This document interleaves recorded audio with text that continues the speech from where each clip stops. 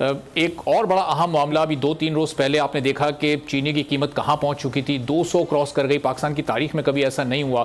اور پھر یہ باتیں سامنے آئیں کہ آپ کی منسٹری میں فیصلہ ہوا تھا چینی ایکسپورٹ کی جائے. تو سر یہ تجویز کہاں سے آئی تھی، کس نے یہ آئیڈیا دیا تھا اور کس طرح سے یہ سب ممکن ہوا پھر؟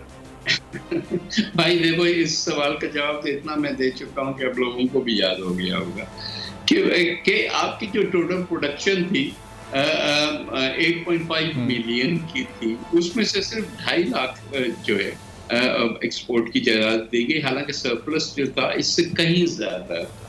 اور جو سرپلس جتنی کی اجازت نہیں دی وہ سارا کا ساری چیز اسمگل ہو کے بعد چلی گئی. اب بہتر یہ ہوتا ہے کہ ہم خود ایکسپورٹ کریں تاکہ خزانے میں ملک کے پیسہ آئے، ہمارے ریزروز میں پیسہ آئے، حالانکہ بہت ہی تھوڑا سا تھا اماؤنٹ، بجائے اس کے کہ اسمگلرز کے جیب میں جائے. ہم جب کہتے رہے اور اب نگراں حکومت نے اس پہ ایکشن اٹھائے تو آپ نے دیکھا کہ چینی کی قیمت اس طرح سے نیچے گری ہے کہ اس کا مطلب ہے کہ ساری چینی پڑی ہوئی تھی نا، اس کا ایکسپورٹ کو تو ایسے ہی بہانہ بنا کے انہوں نے ڈیفلیکٹ کیا. ایکچولی تو لوگوں کی جیبوں میں جا رہے تھے یہ پیسے.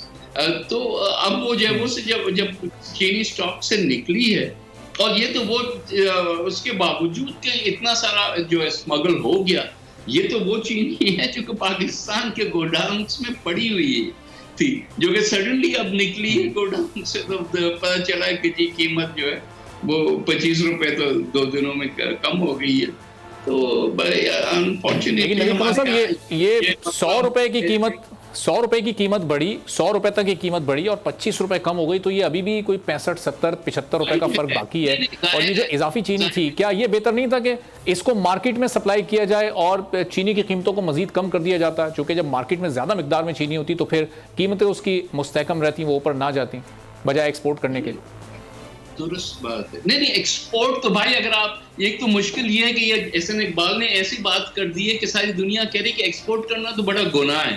ارے ایکسپورٹ نہیں کرو گے تو تمہارا پیسہ کہاں سے آئے گا، تمہارے ریزروز کہاں آئیں گے، تمہارے کھانے کا تیل نہیں آئے گا، تمہارے گاڑیاں نہیں چلیں گی، تمہارا ملک کا پہیہ رک جائے گا. یہ عجیب باتیں کرتے ہیں یہ.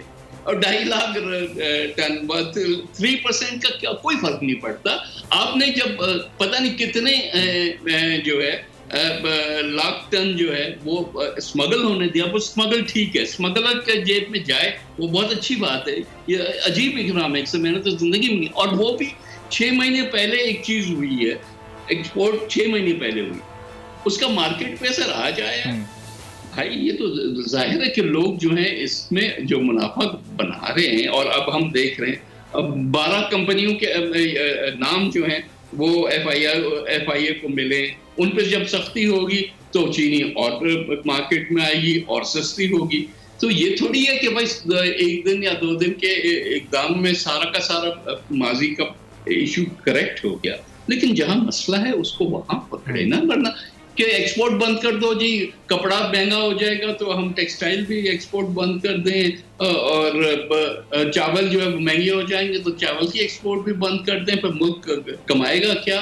اور جو ہے باقی جو خرید و فروخت ہوگی وہ کیسے ہوگی؟ تو ایکسپورٹس کو اور نارمل فورس جو کسی بھی ملک کو چاہیے ہوتی ہے، ہمیں تو ایکسپورٹ کو بڑھانا چاہیے بجائے اس کے کہ ہر چیز کو پکڑ کے بیٹھ جائیں کہ نہیں کہیں ڈومیسٹک مارکیٹ میں اس کی پرائسز.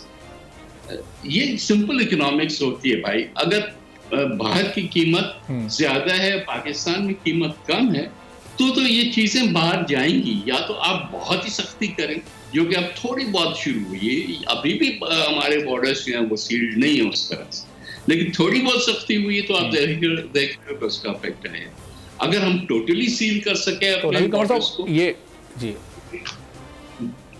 اگر یہ ساری صورتحال پیدا نہ ہوتی تو ابھی ہم یہ دیکھتے کہ سب اس کا ساری سیاسی جماعتیں کریڈٹ لے رہی ہوتی ہیں کہ جی دیکھیں ہم نے یہ فیصلہ کیا تھا اور پاکستان کو یہ اتنا فائدہ ہوا. لیکن اب چونکہ قیمت اتنی بڑی تو اب ایک دوسرے پر سب الزام ڈال رہے ہیں. اب کل رانا ثنا صاحب ایک پروگرام میں، ٹی وی پروگرام میں موجود تھے، اور ان سے جب سوال ہوا تو انہوں نے جواب میں کہا کہ جی آصف زرداری صاحب نے تجویز دی تھی کہ چینی کو ایکسپورٹ کیا جائے. اب جب یہ سچویشن ایسی خراب ہو گئی کہ قیمتیں اتنی زیادہ بڑھ گئیں تو اب آپ لوگوں کی طرف یہ الزام ڈالا جا رہا ہے. بھائی میں آج بھی کہتا ہوں کہ صحیح فیصلہ تھا، اور کل بھی میں کہوں گا کہ صحیح فیصلہ تھا.